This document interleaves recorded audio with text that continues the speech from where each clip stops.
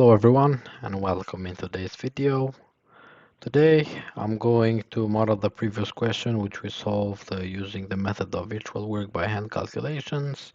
I will model it into Autodesk Robot software, and in the end we are going to compare the results what we got from hand calculations and the one which we get with software to make sure that what we calculated is going to be able to be used parametrically in the future if we want to use that.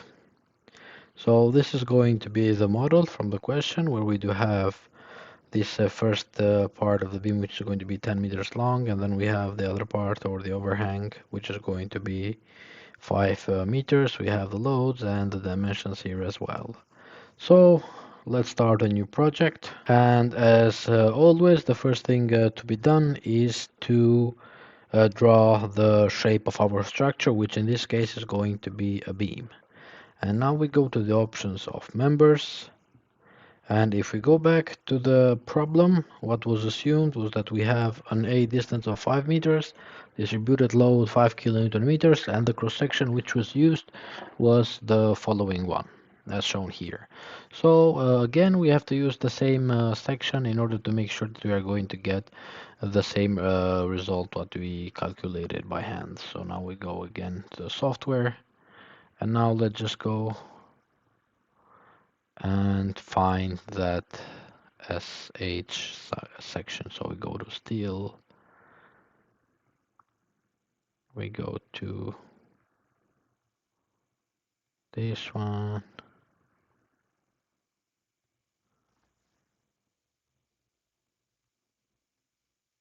HSH,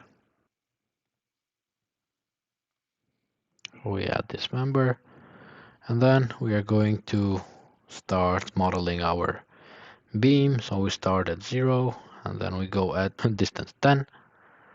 We added the first part, and now we go to model the 5 meters bar here. So now we have our beam. The next thing to be done is to determine the support reactions. We go to the supports, and according to the problem we have a pin support here. So we choose a pin support, and then we have the roller here. So the next step to be done after determining the support reactions is to define a load case, and then we are going to apply the load. We just added that load case, it doesn't matter that much. And now we go to the load definition, and we need to define a member load. We go to the uniform load, and the value of it was 5 kilonewton meters, but we have to use -5 as the positive direction indicates to be upwards. We use -5 therefore. We apply the load. So here is our 5 kilonewton meters load. And next we have to run the analysis.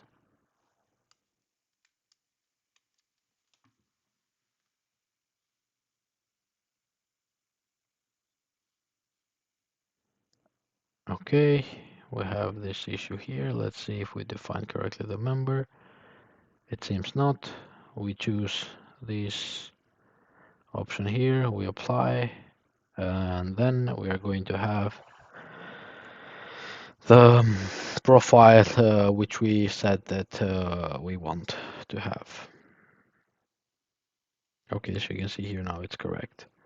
So now again, let's run the analysis. Now everything seems to run smoothly. Again, we go to the load as we did on the previous videos. If we do not want to take into account the self-weight of the structure, we just remove it in this way.